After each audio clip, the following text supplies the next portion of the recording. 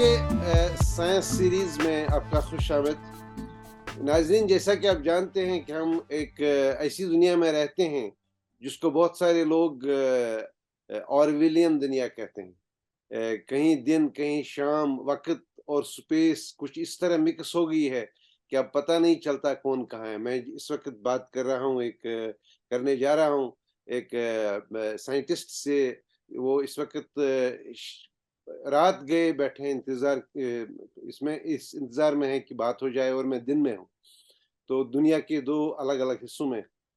नाजरीन, जैसा कि आप जानते हैं कि ये जो इंटरनेट की दुनिया है, जो इंडस्ट्रियल रेवोल्यूशन 3 और 4 के बाद की दुनिया तब्दील हो गई, इसमें कुछ नई चीज़ें हैं जो हमको बिल्कुल मेयर इमेजिनरी लगते हैं।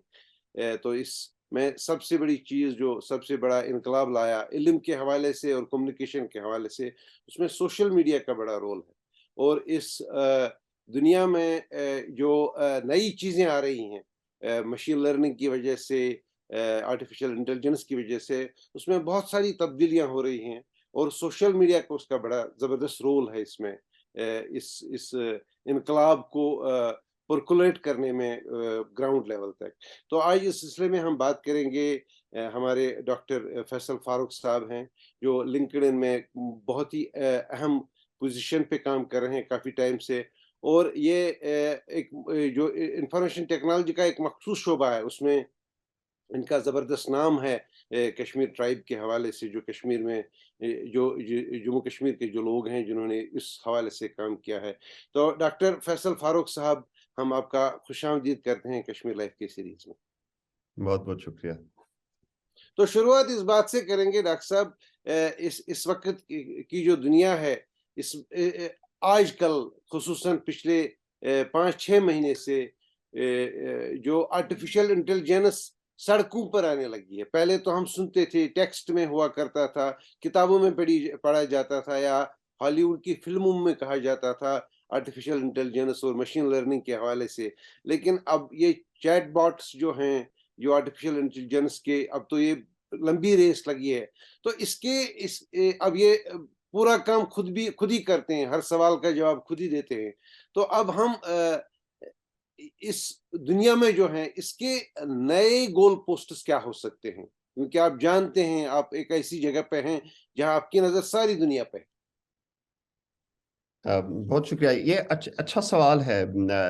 इससे पहले कि मैं इस सवाल का जवाब दूं, मैं आपको और आपके सुनने वालों को बताना चाहूंगा, ये आर्टिफिशियल इंटेलिजेंस कोई नई चीज नहीं है।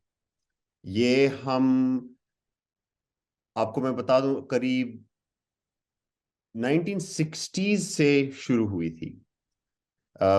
इनफैक्ट अबाउट 1970s में जॉन मैकार्थी, जो IBM की रिसर्च लैब में थे, जिस रिसर्च लैब में मैंने भी काफ़ी काम किया है। लिंक्डइन से पहले मैं कतर में एकेडमिया में था, लेकिन उससे पहले मैं उसी सेम लैब में था जिसमें जॉन मैकार्थी भी हुआ करते थे। उन्होंने ये टर्म बनाई आर्टिफिशियल इंटेलिजेंस उस टाइम पे। ये तब से चली आ रही है। आपको मैं ये बता दूं कि मेरे PhD, जो मैंने आर्टिफिशियल इंटेलिजेंस में PhD किया 2008 में, मैंने ग्रेजुएट किया। मैंने उस लैब में से काम किया है जिन्होंने आज से करीब 40 साल पहले इन्वेंट की आर्टिफिशियल इंटेलिजेंस टेक्निक, जिससे आप जो खत भेजते हैं अमेरिका में, जो लेटर्स भेजते हैं, उस सब की एड्रेस जो है वो आर्टिफिशियल इंटेलिजेंस पढ़ती है। कोई इंसान नहीं पढ़ता कि ये किस जगह जा रही है, ये किस जगह भेजनी है। वो सारे एड्रेस एक आर्टिफिशियल इंटेलिजेंस एल्गोरिदम पढ़ के, समझ के, उसको उस पर बारकोड लगा के बिल्कुल सॉर्टिंग की जाती है। सो आर्टिफिशियल इंटेलिजेंस कब से चली आ रही है? तो आप ये पूछेंगे कि ठीक है, ये आजकल फिर क्या हो गया कि अब क्यों ये ऐसे सड़कों पे आ गई? अगर उस तब से चली आ रही है तो अब ये सड़कों पे कैसे आ गई? तो मैं ये कहना चाहूंगा आपको कि अब आजकल जो है आर्टिफिशियल इंटेलिजेंस अब मेन स्ट्रीम हो गया है। इससे पहले जो है साइंटिस्ट लोग आर्टिफिशियल इंटेलिजेंस पे काम करते थे। अब आर्टिफिशियल इंटेलिजेंस में इतना ज्यादा काम हो गया है, और उसकी 2 या 3 वजहें हैं। सबसे बड़ी वजह जो आर्टिफिशियल इंटेलिजेंस आजकल इतनी ज्यादा आम और मेन स्ट्रीम हो गई है, वो ये है कि काफी ज्यादा डेटा अवेलेबल हो गया है। इंटरनेट पे जो सारा डेटा, जो इतने सालों का डेटा कलेक्ट हुआ है, अब मशीन जो है, कंप्यूटर जो है वो कंज्यूम कर सकता है वो सारा डेटा। लेकिन दूसरी बात ये होगी कि इतना सारा डेटा जो कंज्यूम करना है, उसके लिए कंप्यूटर्स का जो पावर है वो भी काफी ज्यादा होना चाहिए। जब मैं ग्रेजुएट कर रहा था, मैं आपको ये बता दूं कि मेरा जो कंप्यूटर, इनफैक्ट जो मेरा लैब का कंप्यूटर जिस पे मैं, ये जो आजकल के चैटबॉट है, मैं उन जमानों में जो चैटबॉट ट्रेन करता था, जो वो पूरी यूनिवर्सिटी का बड़ा कंप्यूटर था, आज उससे ज्यादा पावरफुल कंप्यूटर मेरे इस फोन में है। तो कंप्यूटिंग पावर भी इतना ज्यादा बढ़ गया है। और तीसरी वजह यह है कि जो एल्गोरिदम्स हैं, आर्टिफिशियल इंटेलिजेंस एल्गोरिदम्स, वो भी काफी ज्यादा पावरफुल हो गए हैं काफी रिसर्च से। इन तीनों वजह से, जो एक साथ तीनों वजह होगी कि डेटा अवेलेबल हो गया, कंप्यूटर्स काफी ज्यादा पावरफुल हो गए कि वो इतना सारा डेटा जो है प्रोसेस कर सकें, और तीसरा जो नए एल्गोरिदम्स जो काफी सालों से रिसर्च हो रही थी वो निकले। इन चीजों से ये आर्टिफिशियल इंटेलिजेंस जो अभी मेन स्ट्रीम हो गई है। और इसमें क्या हो रहा है कि इतनी सारी इंफॉर्मेशन यूज करके आप कंप्यूटर ये समझ लें कि नेचुरल लैंग्वेज समझने लग गए हैं। वो नेचुरल लैंग्वेज हम इंसान जैसे समझते हैं वैसे नहीं समझ रहा, लेकिन इतना सारा डेटा जो आप कंप्यूटर को दे रहे हैं फ्रॉम द इंटरनेट, अब वो ये आप समझ लें कि एक नेचुरल लैंग्वेज समझने लग गया है कंप्यूटर। और उस वजह से जो आम इंसान को जो चीजें समझ आती है, जैसे नेचुरल लैंग्वेज है, या आम इंसान को जिससे समझ आती है कि मैं आपके साथ गुफ्तगू कर रहा हूं, अगर कोई इंसान अब कंप्यूटर से गुफ्तगू कर सकता है, तो उसको लगता है कि अब जो है आर्टिफिशियल इंटेलिजेंस मेन स्ट्रीम हो गया है। तो अदरवाइज आर्टिफिशियल इंटेलिजेंस काफी टाइम से चल रहा है, and it has been going on, लेकिन ये वजह है मेन स्ट्रीम हो गया है आर्टिफिशियल इंटेलिजेंस। अब आप ये सवाल पूछ रहे थे कि आप क्या समझते हैं आगे क्या होगा इस सब से, और दुनिया कैसे बदलेगी। तो आर्टिफिशियल इंटेलिजेंस में हमारे एक बड़े प्रोफेसर हैं जो कि इस नए दौर के आर्टिफिशियल इंटेलिजेंस में एक माने माने वाले माने जाते हैं। उनका नाम एंड्रयू इंग है, स्टैनफोर्ड यूनिवर्सिटी में प्रोफेसर थे काफी देर। उनका कहना है कि जो भी कोई काम इंसान 10 सेकंड से कम सोचे, वो काम आर्टिफिशियल इंटेलिजेंस कर सकती है, इंसान को करने की कोई जरूरत नहीं है। तो मतलब ये समझ लें आपकी, जिसमें इंसान को दिमाग ना लड़ाना पड़े 10 सेकंड से ज्यादा, वो काम आर्टिफिशियल इंटेलिजेंस से हो जाएगा। वो काम बिल्कुल इंसान को नहीं करना पड़ेगा। तो ये आप समझ लीजिए कि जो रेपिटेटिव काम है वो सारे मशीन करेगी, इंसान को करने की कोई जरूरत नहीं पड़ेगी। अब उससे काफी फायदे भी होंगे, उससे नुकसान भी होंगे। तो फायदे तो आपको समझ आ रहा है कि मतलब काम एफिशिएंट हो जाएगा। जहां पे 4 आदमी लोग 5 दिन में काम करते थे, अब वो आधे आधे एक एक घंटे में हो जाएगा, तो काफी ऑफ कोर्स एफिशिएंसी बढ़ जाएंगी, चीज सस्ते हो जाएंगे, काफी सारा पॉजिटिव आउटकम हो जाएगा। नेगेटिव आउटकम ये भी होगा कि कुछ जो जॉब्स थी वो चली जाएंगी, वो जॉब्स नहीं रहेंगी, तो उससे अनएम्प्लॉयमेंट बढ़ सकती है। लेकिन और डिफरेंट किस्म के जॉब जो हैं वो नजर में आएंगे। आपको मैं एक मिसाल दूं, मेरे मेरे समझ में जो एटलीस्ट डेवलप्ड नेशंस हैं, लाइक यूएस है या यूरोप के कुछ डेवलप्ड नेशंस हैं, जो लॉन्ग टर्म लॉजिस्टिक्स हैं, long term logistics, long distance logistics, जैसे सामान को एक जगह से काफी दूर दूसरी जगह पहुंचाना, इसमें एक बड़ी इंडस्ट्री है जिसमें काफी लोग एम्प्लॉय होते हैं। मेरा मेरा ख्याल, मेरा नजरिया ये है कि ये इंडस्ट्री बिल्कुल लोग एम्प्लॉय नहीं करेगी, पूरी ऑटोमेट हो जाएगी। इसमें कोई जरूरत नहीं होगी इंसानों की।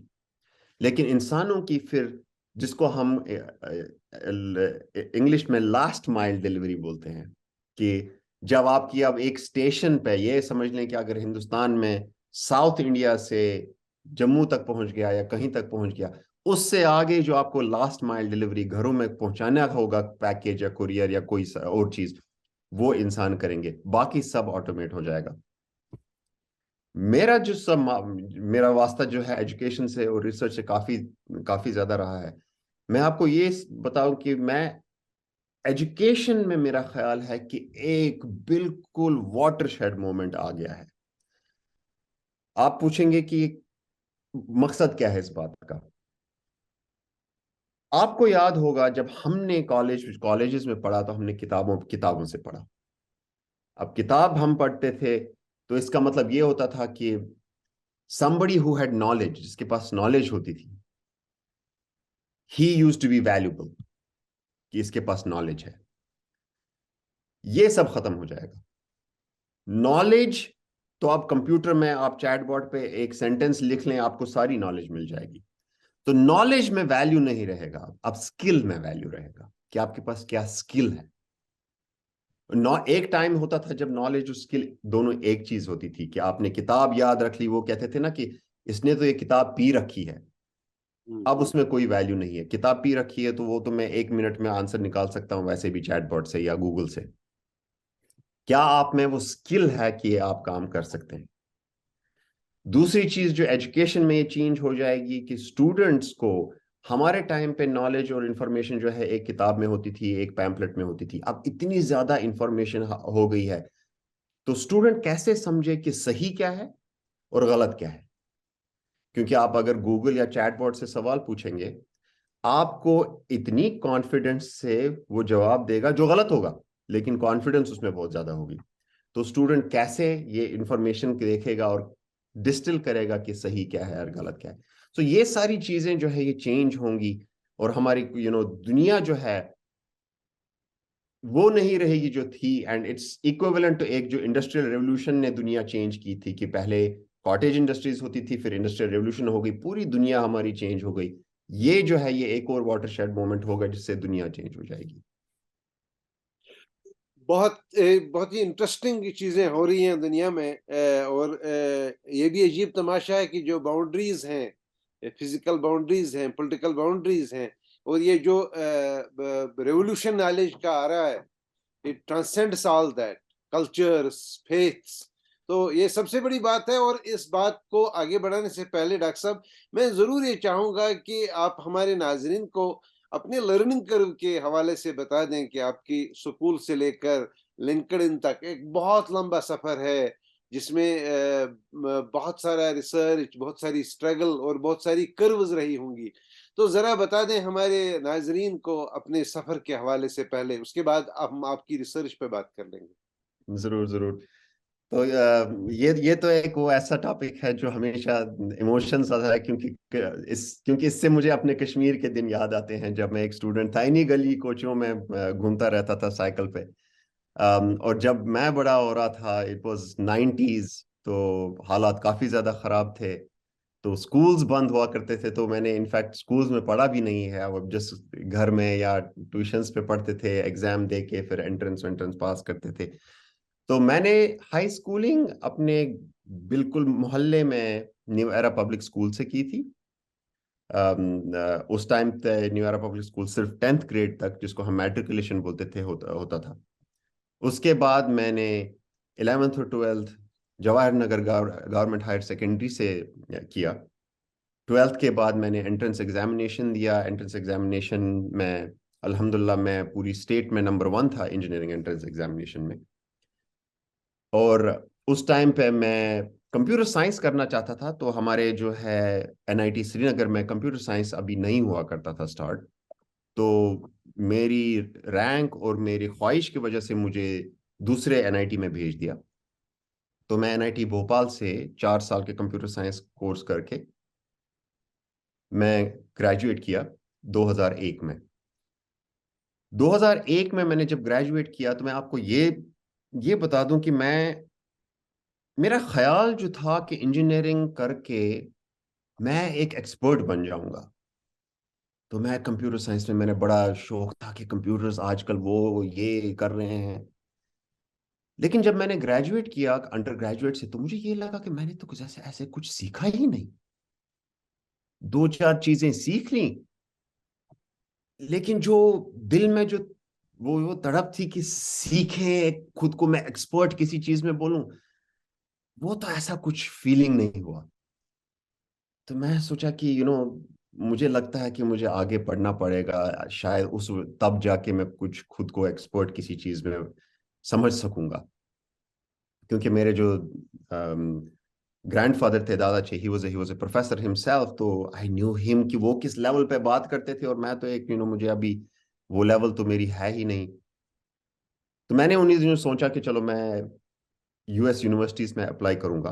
अब उसके लिए जो है खर्चा काफी लगता है यूनिवर्सिटीज में, एप्लीकेशन फीस, उनके पहले एग्जाम देने पड़ते हैं।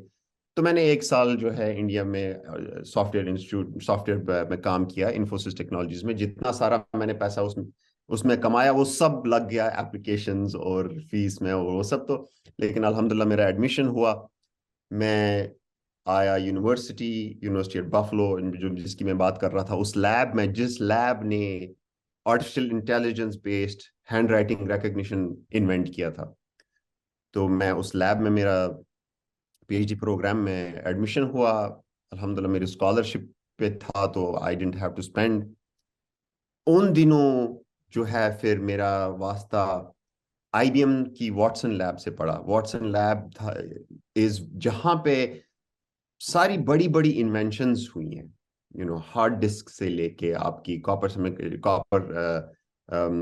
कंडक्टर से लेके आपकी एसडी रैम समझ लें, या लैंग्वेज मॉडल जो आईबीएम मशीन ट्रांसलेशन मॉडल्स, वो सब उसी लैब में इन्वेंट हुए थे। तो मैं वहां गया। वो मेरे लिए एक टर्निंग पॉइंट था। जब मैं वहां गया तो मुझे अपना आप इतना छोटा लगा। तो मैंने कहा कि मैंने मैंने अब अल्लाह ताला से कहा कि देखो, ये अब मुझे समझ आ गया है कि मैं कितना छोटा हूं।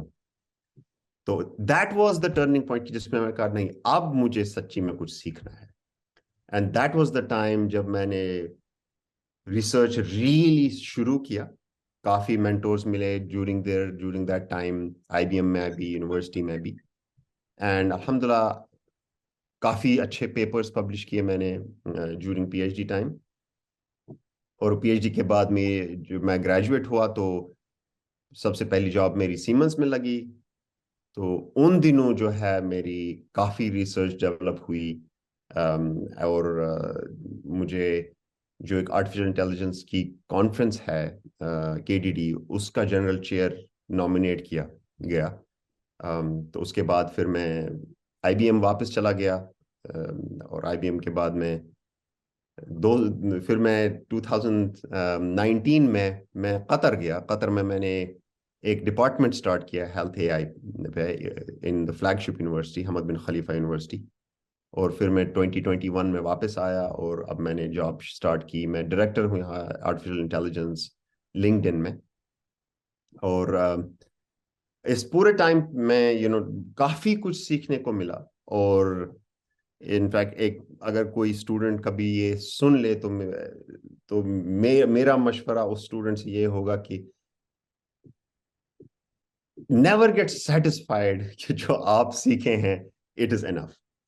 जब तक आप डिससेटिस्फाइड रहेंगे सीखने में, आप ज्यादा और ज्यादा और ज्यादा सीखेंगे। इसका मतलब ये नहीं कि आप नाशुक्र रहें, बट दिस डिफरेंस बिटवीन नाशुक्र रहना और सेटिस्फाई ना होना, और आप ज्यादा लर्न करें। और वही मेरा उस टाइम पे ये था। तो अल्हम्दुलिल्लाह जो आज ये है, लोगों की दुआओं से, मेंटरशिप से, लेकिन ये था कि सीखना है मुझे, and I wasn't feeling satisfied. So that's where I am. ये तजस्सुस जो है ये सिर्फ इंसान की फितरत का हिस्सा ही नहीं है, ये बहुत सारे फेथस में मजहब का हिस्सा भी होता है। और यही तजस्सुस जो है, अगर हम इसको थोड़ा दूसरी जुबान में बोलें, वही तो रिसर्च है, वही तो पीएचडी है। जी तो डॉक्टर साहब, क्या मैं ये पूछूं कि आप ने जब पीएचडी किया तो आप किस चीज की तलाश में थे, और what were the takeaways from PhD, because PhD in West is an elaborate exercise in comparison to what we see back home. जी जी। तो मेरा पीएचडी जो है आर्टिफिशियल इंटेलिजेंस में ही था। जैसे मैंने आपसे अर्ज किया कि मैं उस लैब में मैंने काम किया है जिसमें हैंड रिटन एड्रेस जो है आर्टिफिशियल इंटेलिजेंस बेस्ड इन्वेंट हुआ था। मैंने जब काम स्टार्ट किया उन्हीं दिनों, आप ये कि गूगल बड़ा फेमस हो रहा था, गूगल सर्च इंजन और वो सब। और मैं उन दिनों जब रिसर्च कर रहा था, तो मैं मैंने ये देखा कि आप अगर गूगल पे सर्च करें तो जो भी आपका वेब पेजेस और इस सब जिसमें आप टेक्स्ट जो है होता है, आप वो सर्च कर सकते हैं। लेकिन अगर आप कोई भी डॉक्यूमेंट्स जो हैं अगर आपने हैंड राइट किए हुए हैं, उनको सर्च नहीं कर सकते। अब ये आप समझ लें कि जिस लैब में मैं था उसमें पूरा हैंड राइटिंग पे काम होता था, तो मैं इन दो को आपस में जो है वो जोड़ना चाहता था कि अगर इसको जो एड्रेस इंटरप्रिटेशन जो एक छोटा सा हिस्सा है हैंड राइटिंग का, अगर इसको बढ़ाया जाए और ये सोचें कि गूगल सिर्फ वेब पेजेस और टेक्स्ट ना सर्च करके इवन हैंड रिटन डॉक्यूमेंट्स में से इंफॉर्मेशन सर्च करे, क्योंकि जो पुराने डॉक्यूमेंट जिसमें वास्ट अमाउंट ऑफ नॉलेज है वो सब हैंड रिटन थे। उन दिनों कोई टाइप नहीं करता था, सब हैंड रिटन नोट्स हैं, डॉक्यूमेंट्स हैं, किताबों पे किताबें भरी हैं, लेक्चर्स से या इवन काफी ज्यादा रिसर्च से सारी खत किताबत से की हुई थी। तो मेरा ये रहा कि how will I connect the two, meaning आप सर्च करें, आप जब सर्च करें तो आपको अगर कोई आप जिसमें से आप इंफॉर्मेशन चाहते हैं, वो अगर इंफॉर्मेशन आपकी किसी हैंड रिटन किताब में या हैंड रिटन डॉक्यूमेंट में है, वो भी आपको रिजल्ट मिले गूगल से, और ना सिर्फ ये ना मिले। ये बहुत एक डिफिकल्ट प्रॉब्लम थी, क्योंकि हैंड राइटिंग को सबसे पहले समझना, मुख्तलिफ लैंग्वेजेस में समझना, इसके काफी ज्यादा एरर होते थे, और उन एरर्स को फिर जब आप सर्च करेंगे तो वो एरर कंपाउंड होते थे। तो इस वजह से जो है ये काफी डिफिकल्ट प्रॉब्लम थी।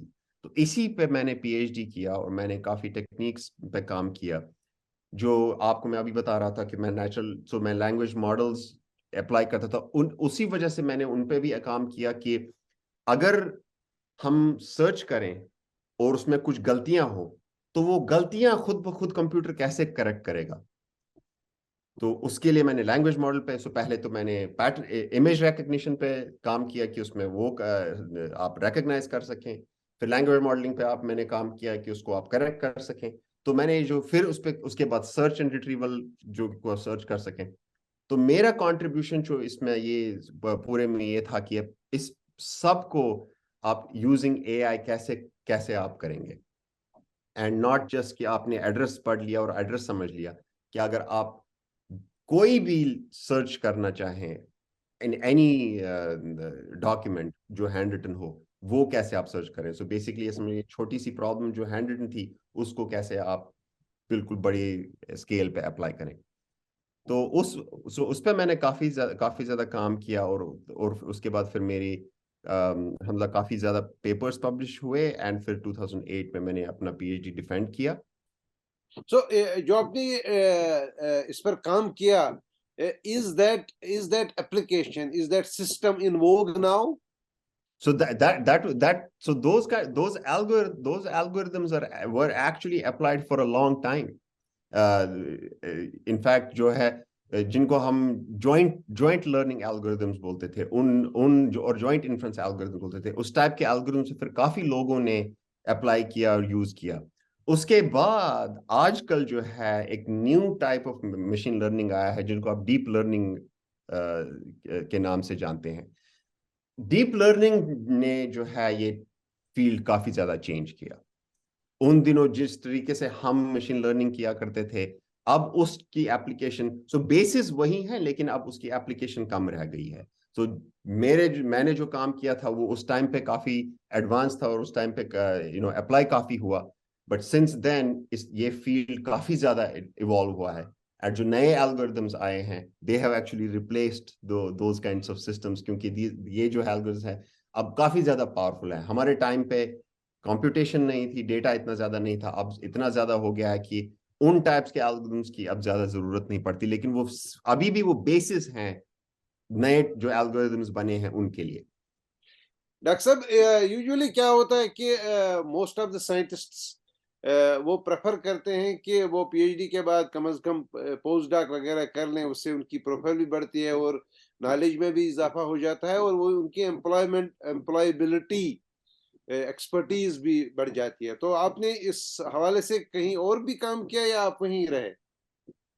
नहीं, मैंने पीएचडी के बाद पोस्ट डॉक नहीं किया। कंप्यूटर साइंस जो है ये काफी पुराना फील्ड नहीं है। नहीं। अभी नया नया फील्ड है। अब नया भी नहीं है, लेकिन अब नेचुरल साइंसेस के जैसा पुराना फील्ड भी नहीं है। इस वजह से अम, ज्यादा लोग प्रेफर नहीं करते थे पोस्ट डॉक करना उस टाइम पे, क्योंकि आपने पीएचडी जो किया, पीएचडी के बाद एज ए कंप्यूटर साइंटिस्ट हम ये चाहते थे कि हमारा जो रिसर्च है वो अप्लाई होना स्टार्ट हो जाए। और पोस्ट डॉक वो लोग ज्यादा प्रेफर करते थे जिनका ख्याल ये रहता था कि वो एकेडमिक्स में जाएंगे, प्रोफेसर बनेंगे। वो लोग ज्यादा प्रेफर करते थे पोस्ट डॉक करना, क्योंकि उनका ख्याल था कि वो जाके पोस्ट डॉक करेंगे, किसी लैब में एस्टेब्लिश हो जाएंगे और लैब खोलेंगे। क्योंकि मेरा ख्याल, जो मेरा माइंड बेंड जो था, मोर ऑफ अप्लाइड था, कि मैं जो रिसर्च कर रहा हूँ वो किसी चीज में इम्प्लीमेंट हो जाए, किसी चीज में एक्टिव हो जाए, या इट शुड बी अवेलेबल। तो मेरा ज्यादा रुझान जो था वो इंडस्ट्रियल रिसर्च के साइड पे था। तो इस वजह से मैंने पोस्ट डॉक नहीं किया। मेरे काफी कुलीग्स जो हैं जिनका जिनका प्रेफरेंस एकेडमिया था, प्रोफेसर बनना था, उन लोगों ने किया पोस्ट डॉक। लेकिन मैंने इस वजह से नहीं किया पोस्ट डॉक।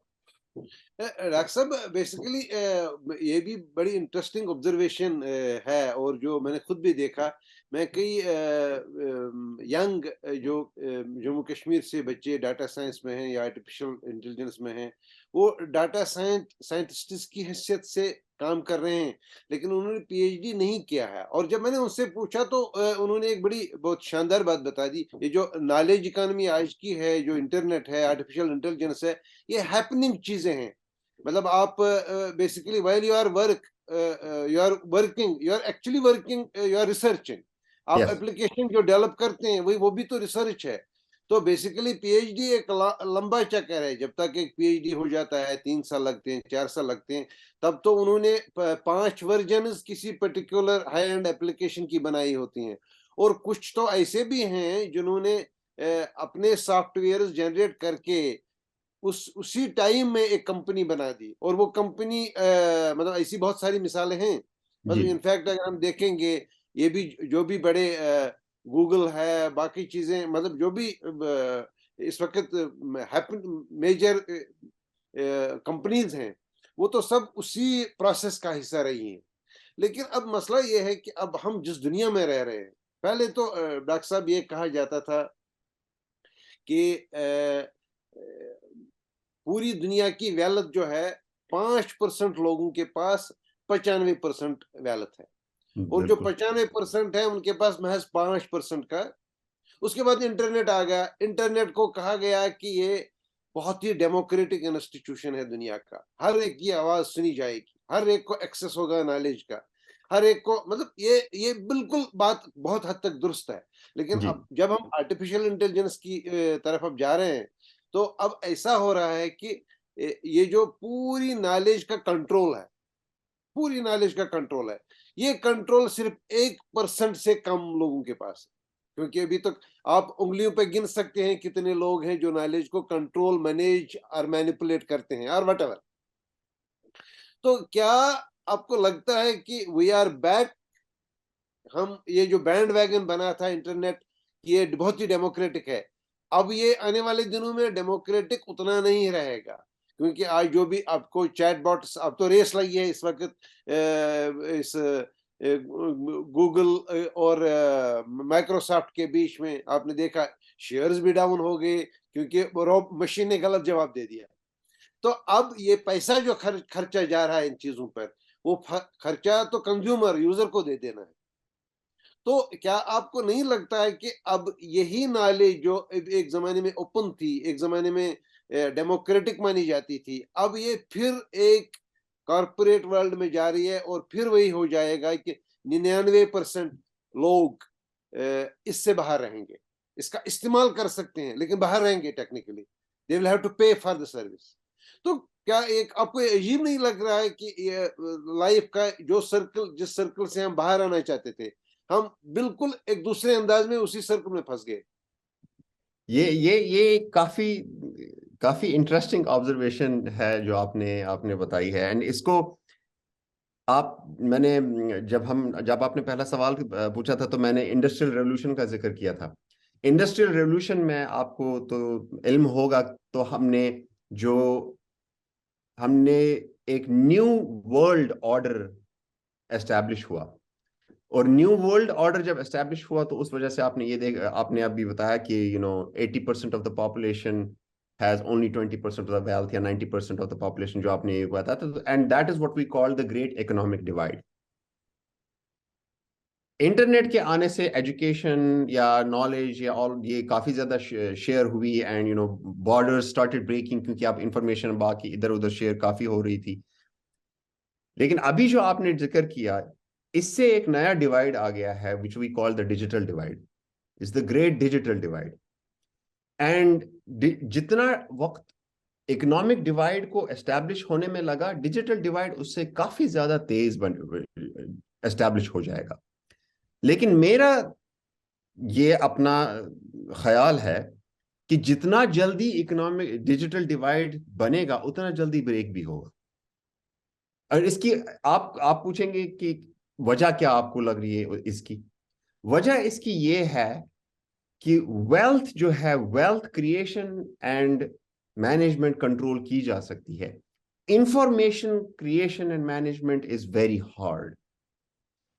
अभी आपने ये देखा कि काफी जगह पे सेंसरशिप ऑफ इंफॉर्मेशन होती है, या इंफॉर्मेशन जो है वो किसी तरीके से, अब आपको ये तो पता होगा कि आजकल नया ये निकला है कि if your information can not be searched on internet, it doesn't exist.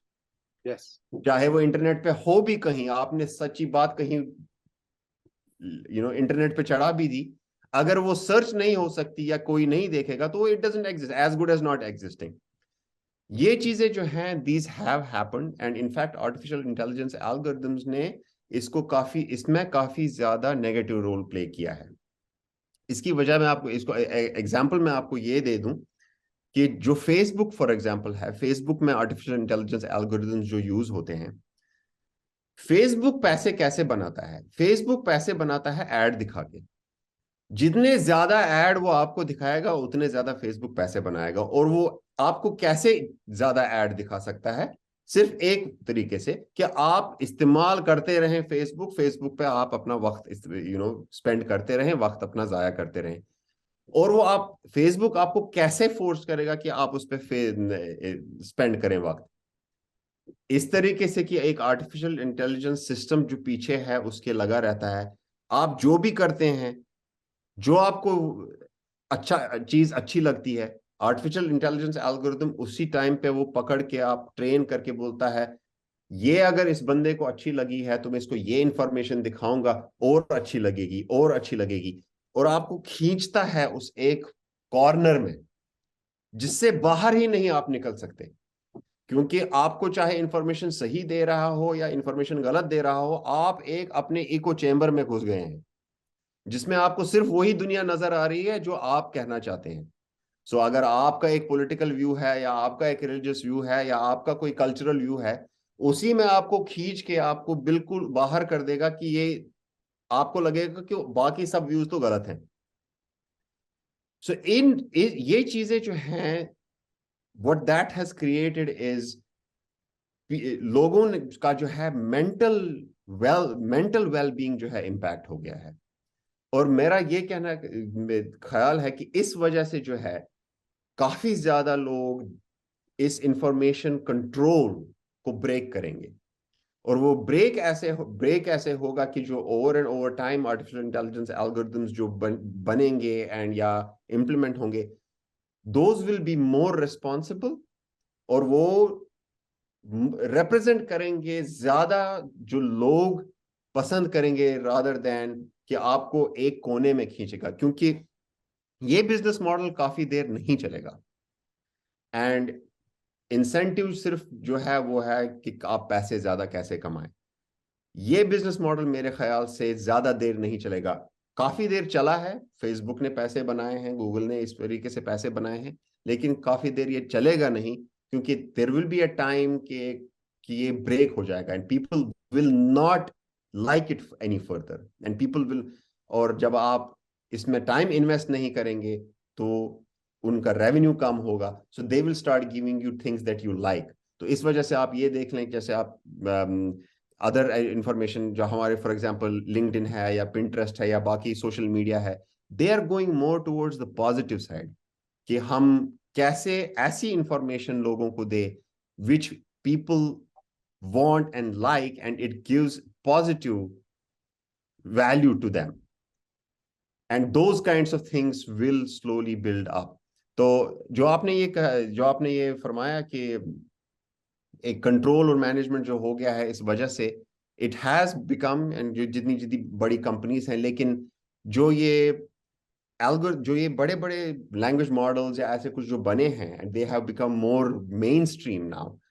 मेरा ख्याल ये है कि काफी लोगों के पास, इससे पहले सिर्फ गूगल कंट्रोल करता था या माइक्रोसॉफ्ट कंट्रोल करेगा, this access will become much and more available. तो आम इंजीनियर या आम लोगों के पास इसकी एक्सेस आ जाएगी and they will start slowly become, क्योंकि आर्टिफिशियल इंटेलिजेंस एल्गोरिथम डेटा से लर्न करता है। सो जैसा जैसा इंटरेक्शन, जैसा जैसा डेटा हम इसको देंगे, वो ज्यादा वैसा वैसा लर्न करेगा। तो इतना जितना जितना ज्यादा ये स्प्रेड होगा and it gets the information from which is more representative, जो आम दुनिया को represent करेगी, so that it will start more learning and it will start becoming more fair। तो मेरा ये ख्याल है। तो लेकिन आपका ये कहना बिल्कुल सही है कि इस वक्त जो है ये ये कंट्रोल जो है is big with the larger corporations and larger entities, and that is not, and that's वो जो है वो एक खौफनाक और खतरनाक चीज है। लेकिन मेरा ख्याल ये है कि ये जितनी जल्दी बना है उतनी जल्दी ब्रेक भी होगा।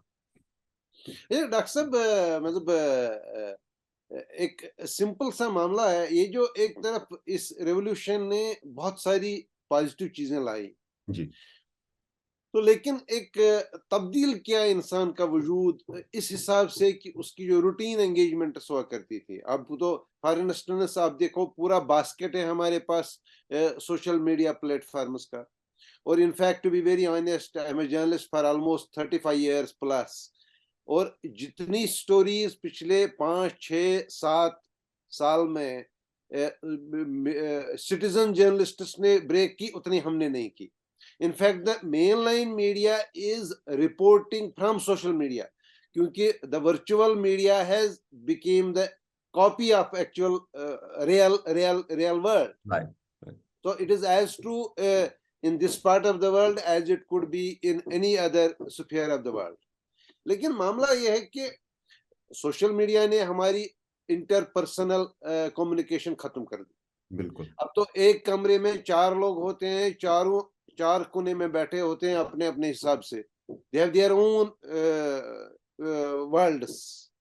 अच्छा, अब देखें एप्लीकेशंस, आपको जरूरत ही नहीं है अब दरवाजा खोलने की भी, टेलीविजन ऑन करने की भी, डिलीवरी ज्यादा से ज्यादा डिलीवरी वगैरह जो आ जाएगा वो मतलब उससे लेना है चीजें, बाकी सब आप ऑर्डर कर सकते हैं। अब आप खाना भी ऑर्डर कर सकते हैं, सारी चीजें।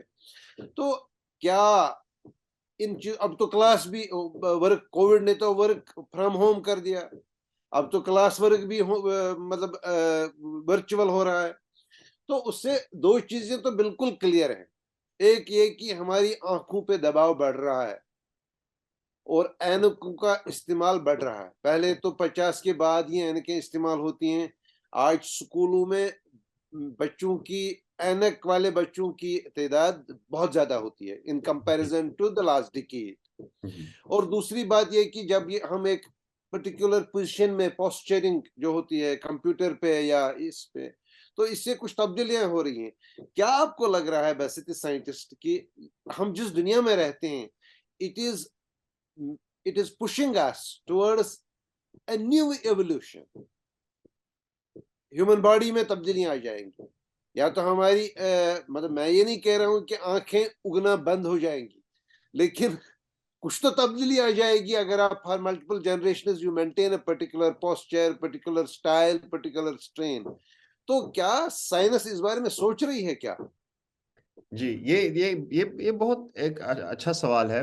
I mean, इसके इसके दो पहलू हैं। एक पहलू तो ये है कि इंसान में एवोल्यूशन कब से हो रहा है।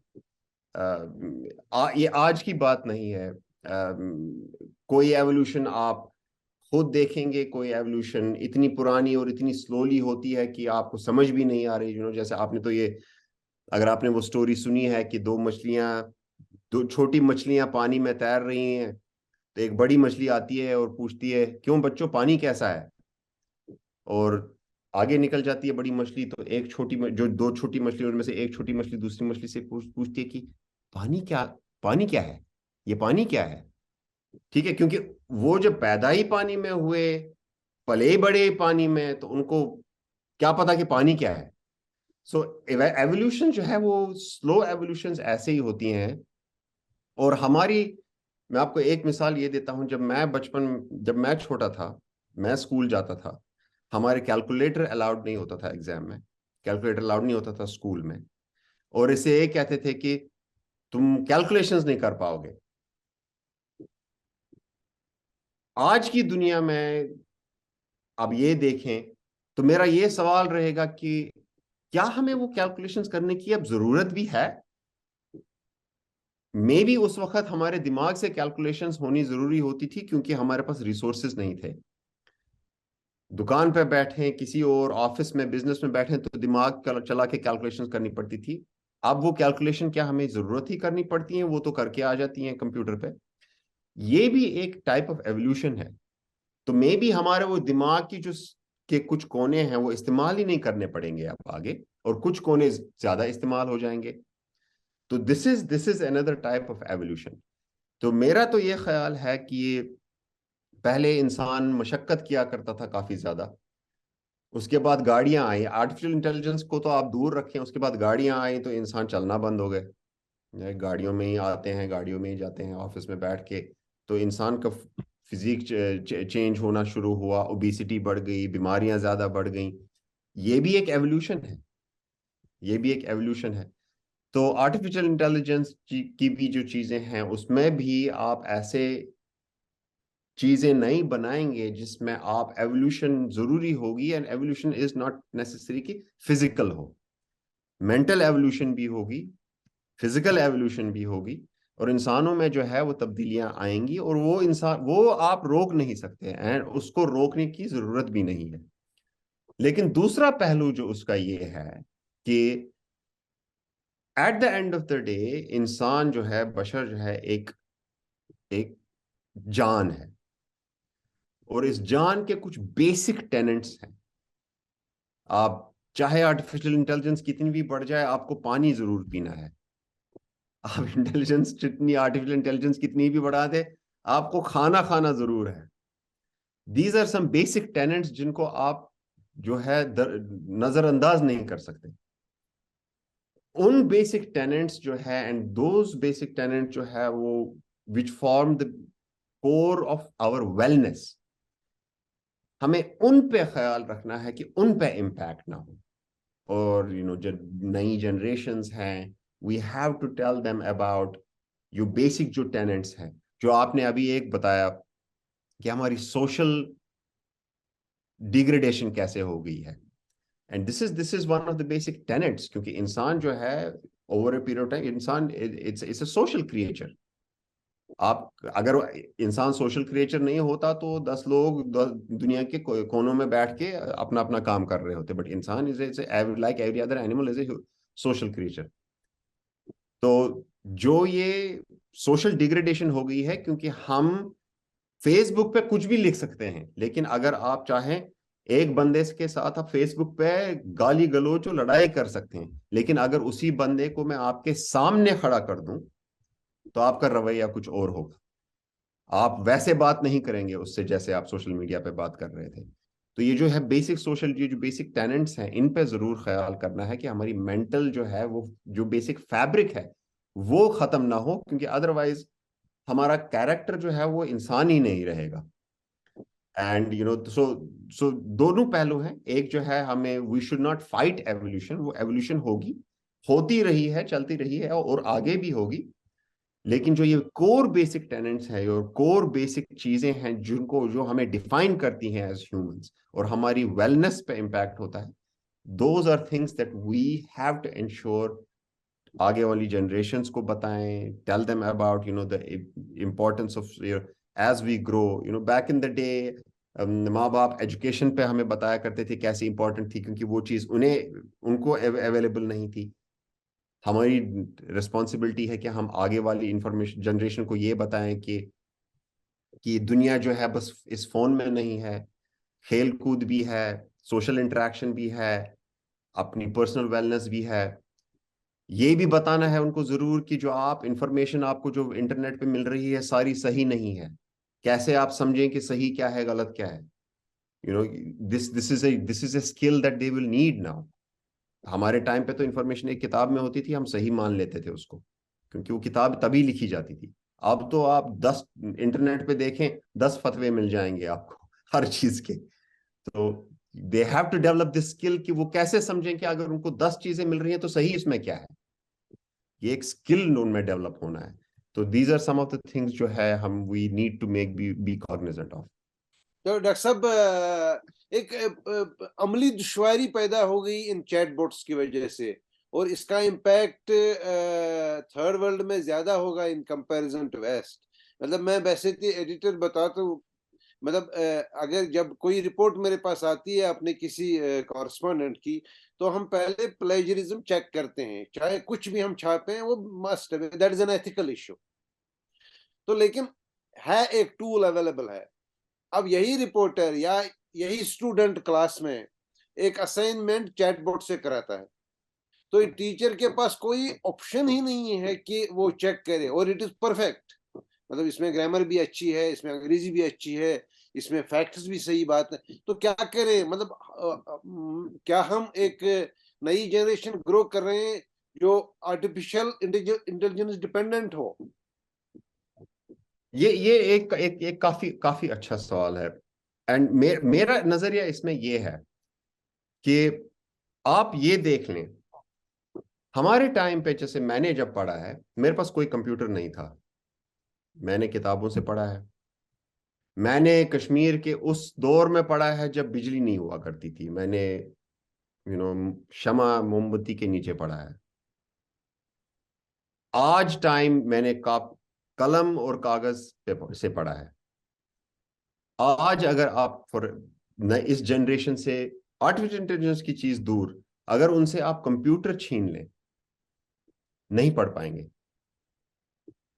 क्योंकि वो डिपेंडेंट हो गए हैं कंप्यूटर पे। तो जो आपने ये सवाल पूछा कि क्या वो आर्टिफिशियल इंटेलिजेंस पे डिपेंड हो जाएंगे, बिल्कुल हो जाएंगे। लेकिन ये कोई नई चीज नहीं है।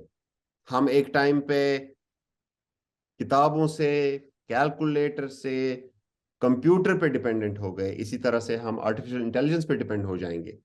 हमें हमें एक जगह से दूसरी जगह जाना है, हम गाड़ियों पे डिपेंडेंट हो गए, फिर जहाज पे डिपेंडेंट हो गए, समुद्री जहाज पे डिपेंडेंट हो गए, अब फिर जहाज पे डिपेंडेंट हो गए। ये चीजें होती रहेंगी एज पार्ट ऑफ एवोल्यूशन, और जो आगे वाली जनरेशन है they will become dependent on artificial intelligence, क्योंकि आर्टिफिशियल इंटेलिजेंस एल्गोरिथम्स ही ये चीजें जो हैं उनको काफी इंफॉर्मेशन मिला के सामने देंगे। लेकिन इसका ये जो है अब मकसद क्या रहेगा, इससे दो चीजें होंगी। एक जो आपने ये बताई प्लेजरिज्म, ये ऐसे लिख रहे हैं तो कैसे पता चलेगा किसने कौन सा ऐसे लिखा है। और यही मैं आपको पहले अर्ज कर रहा था कि हमारा एजुकेशन सिस्टम जो है काफी सदियों से चेंज नहीं हुआ है, और इसको चेंज होना पड़ेगा, और this is what will change it. आप ये मुझे बताएं कि हम क्यों अभी भी एक बच्चे को 500 वर्ड का ऐसे लिखवाते हैं एंड उसको मार्क्स देते हैं एक 500 वर्ड के ऐसे पे। क्या वजह है उसकी? हम क्या चाहते हैं इस बच्चे को सिखाना कि इसको बोलते हैं 500 वर्ड का ऐसे मुझे लिख के दो, और अगर ये आपने खुद नहीं लिखा है तो आपके मार्क्स काटूंगा। आप इसको क्या चीज से सिखाना चाहते हैं? एक वक्त था जब ये ऐसे लिखना उसको काम आएगा आगे किसी उसकी नौकरी में, उसे काम आएगा आप उनकी जॉब में। क्या उसका ये 500 वर्ड का ऐसे आजकल उसकी जॉब में काम आएगा? अगर नहीं आएगा तो क्यों लिखवा रहे हैं हम उससे आज भी 500 वर्ड का ऐसे। सो लर्निंग कॉन्स्ट्रक्ट जो है वो चेंज हो जाएगा, स्किल बेस्ड हो जाएगा मोर देन कि आपको याद कितना है, आप ये क्योंकि ये सब चीजें जो हैं ये सब आपको अवेलेबल हो जाएंगी यूजिंग एआई, आर्टिफिशियल इंटेलिजेंस या ऐसी सब चीजें। तो इसका एक ये पहलू है कि हमारा एजुकेशन सिस्टम चेंज होना पड़ेगा, जिस वजह से फिर जो हम इंसेंटिवाइजेशन या मेरिटोक्रेसी जो है उसकी डेफिनेशन चेंज हो जाएगी। मेरिटोक्रेसी ये नहीं रहेगी कि उसने 500 वर्ड का ऐसे कितना अच्छा ग्रामर या कितने अच्छे वर्ड्स में लिखा। मेरिटोक्रेसी का ये काम होगा कि अगर उसको ये काम दिया जाए वो कितनी जल्दी ये काम करेगा और कितनी एफिशिएंटली ये काम करेगा। सो उसकी मेरिटोक्रेसी की डेफिनेशन चेंज हो जाएगी। अगर मेरिटोक्रेसी की डेफिनेशन चेंज हो जाएगी तो इसका मतलब एजुकेशन का कॉन्स्ट्रक्ट चेंज करना पड़ेगा।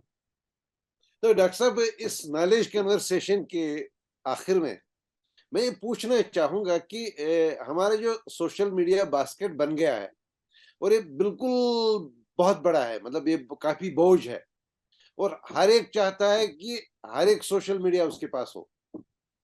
अब what is the future of social media in an era when artificial intelligence is around, and what is happening at LinkedIn especially, if you wish to respond to that?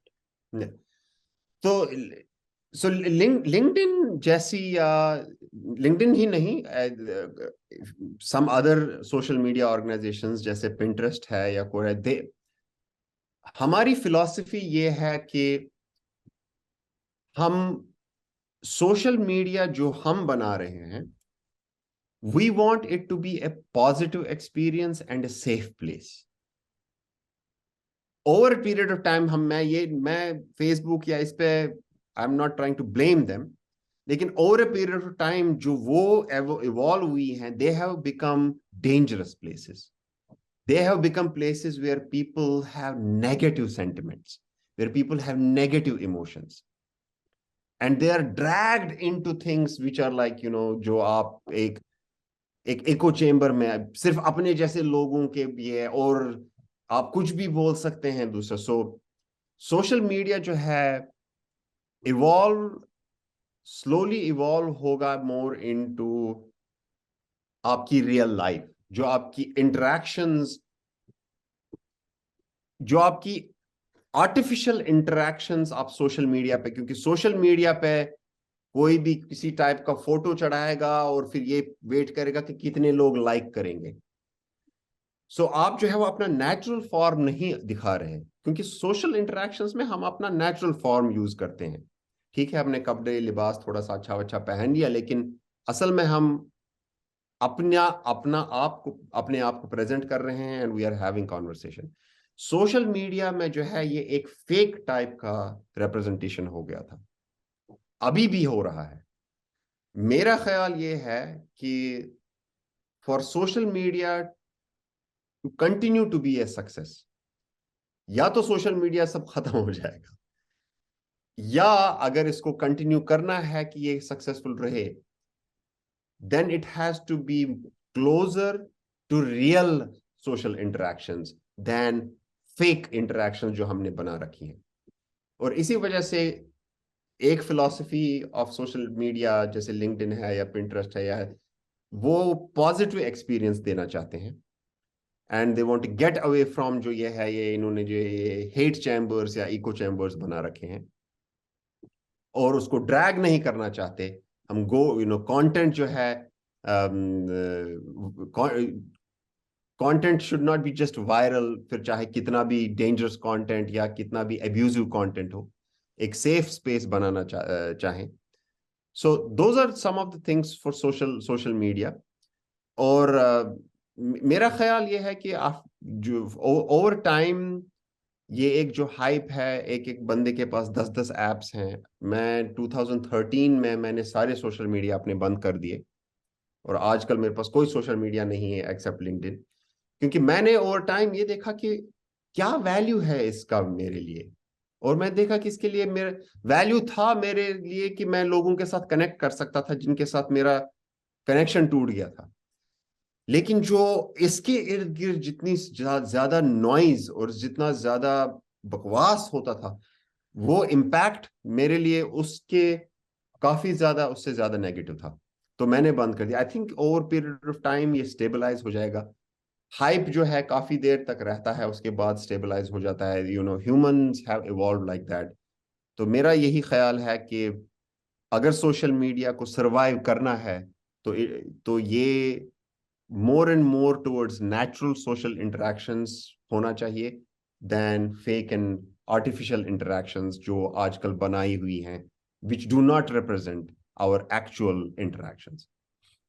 Doctor साहब, हम एक literally एक digital transition में हैं और उम्मीद करेंगे कि ये एक स्टेबिलिटी फैक्टर आ जाए कहीं, तो जहां से एक फिर नया सर्कल हो जाएगा जिसमें इंसान खुद को इंसान समझेगा, कंज्यूमर ना समझे। तो बिल्कुल। हम उम्मीद करेंगे कि ऐसा हो और बहुत जल्द हो, और इसकी पेस बहुत ही मतलब जो पहले वाले इंडस्ट्रियल रेवोल्यूशंस थे उसके मुकाबले में जो पिछले दो तो बिल्कुल मतलब बहन भाई की तरह आ गए ना जल्दी जल्दी। तो हम उम्मीद करेंगे एक अच्छी तब्दीली की। तो डॉक्टर साहब, मैं आपका नहायत ही मशकूर हूँ कि आपने इस कन्वर्सेशन को बहुत ही इंटरेस्टिंग बनाया, क्योंकि आप जहाँ से आप काम करते हैं और जहाँ से आप दुनिया देखते हैं, हम तो बिल्कुल कुएं के बगल में हैं, तो हमें उतनी पता नहीं मामलात की। तो आपने इसको बहुत इंटरेस्टिंग बनाया, और हम उम्मीद करेंगे कि आने वाले दिनों में कोई ऐसी तब्दीली आ जाए कि हमको एक बहाना मिल जाए डॉक्टर फैसल फारूक साहब से एक बार फिर बात करने का। डॉक्टर साहब, आपका बहुत बहुत शुक्रिया, और उम्मीद करेंगे कि फिर मिलेंगे। इंशाल्लाह, मैं आपको बहुत मशकूर हूँ। मुझे इनविटेशन, आपने इनविटेशन दिया, और इंशाल्लाह फिर कभी बात होगी। इंशाल्लाह।